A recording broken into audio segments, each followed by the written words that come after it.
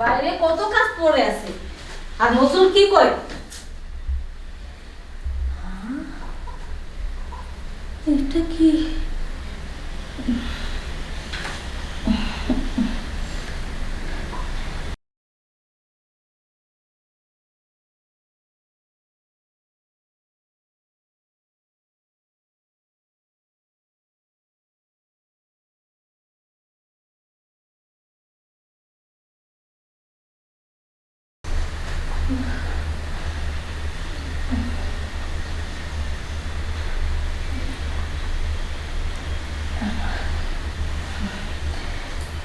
সুন্দর, সুন্দর।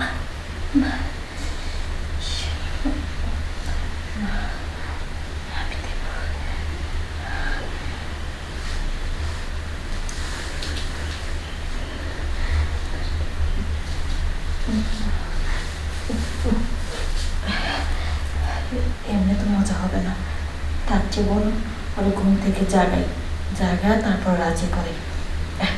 নজরুল, এই নজরুল, ওঠ ওঠ বলছি।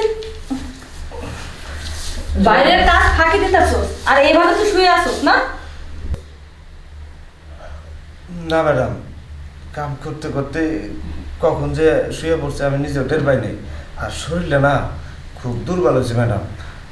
ও হ, তুই তো ঠিকই কইছস, তোর শরীর দুর্বল হয়েছে। দুর্বল হইব না? তুই তো বাড়ির সব কাজ করস। শোন, তোর এত কাজ করার দরকার নেই, তুই শুধু একটা কাজ করবি।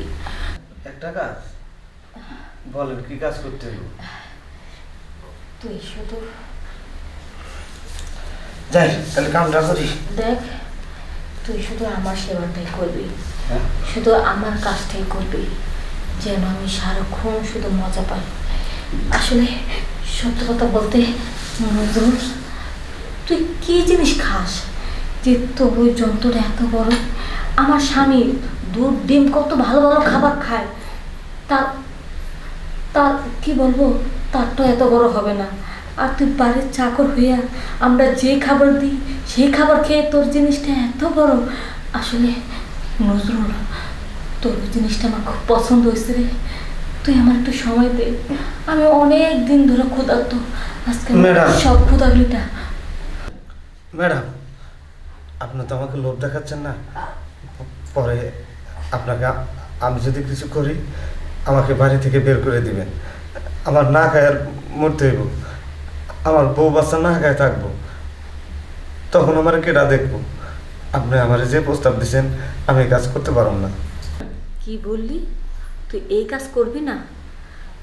আমি এবারে মালিক হয়ে তোকে হুকুম করছি, আর এত সুন্দর জিনিস দেখার পরও তুই এই কাজ করতে রাজি হস না? শোন, তুই যদি আমার কথা মতো রাজি হস তাহলে ভালো খাবার পাবি, ভালো বেতন পাবি, এমনকি মাসে মাসে বোনাস দেব। আর যদি কথা রাজি না থাকস তাহলে এমন একটা অপবাদ দেব না, মানে চোরের অপবাদ, এই অপবাদ দিয়ে তোকে থানা ভরে 14 শিকলের ভাত খাওয়াবো। না ম্যাডাম, এই কাম করবেন না। আমাকে যদি পুলিশ ধরে তাহলে আমার বউ বাচ্চা সবাই না খেয়ে থাকবে, ওরা খাবার পাবে কোথায়? আমি রাজি, রাজি? তবে যা করার আপনাকে করতে হবে। আমি কিন্তু কিছু করতে পারবো না। তোর ভয় নেই, যা করার আমি করব, কিন্তু এই কথা যেন তোর আর আমার মধ্যে থাকে, কাক পক্ষী তো যেন টের না পায়। যদি শুনেছি কথার ছলে ছলে যদি কাউকে বলে দিস তাহলে কিন্তু সেই দিন তোর চাকরিও যাবে, তোর গদ্দানও যাবে। ঠিক আছে ম্যাডাম, কারোর কম না, কেউ জানবো না।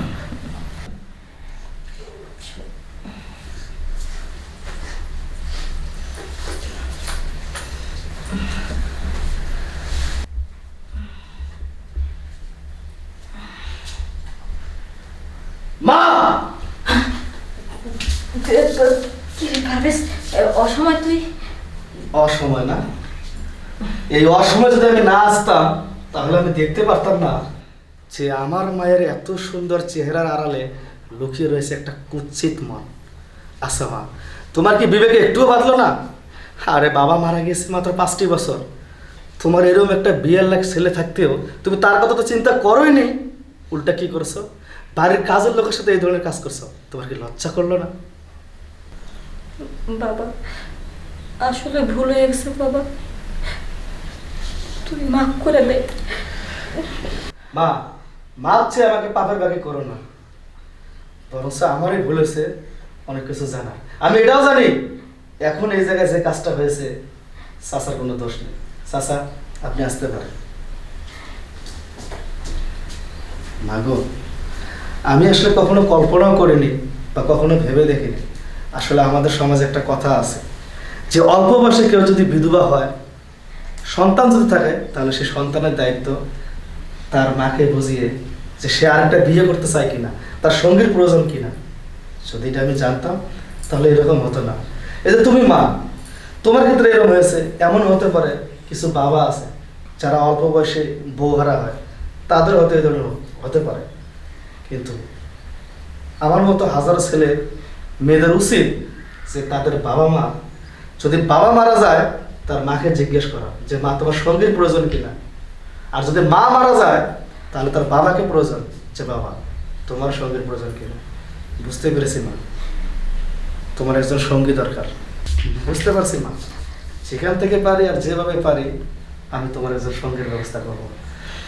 তুমি আর চিন্তা করো না মা, এই বয়সে তোমাকে একা থাকতে হবে না। আসলে ভাই, আমাদের সমাজে কিন্তু এরকম রহরহ জিনিস আছে। হয়তো এখন এনে যে জিনিসটা দেখছে এটা একটি নাটক, কিন্তু এখানে একটা বাস্তব রূপ আছে যে আমরা যখন আমাদের বাবা অল্প বয়সে আমাদের মাকে হারায়, তখন আমরা কি করি? আমরা সমাজ, আমরা ছেলেমেয়েরাকে এগুলো যাচাই করি না। কিন্তু এটা আমাদের করা উচিত যে সে আসলে সঙ্গী ছাড়া থাকতে পারবে কিনা, তার কি সঙ্গীর প্রয়োজন আছে কিনা। এটা মায়ের ক্ষেত্রে যেমন বাবার ক্ষেত্রে তেমন। যদি ভুল ভ্রান্তি হয় ক্ষমার দৃষ্টিতে দেখবেন। আল্লাহ হাফেজ।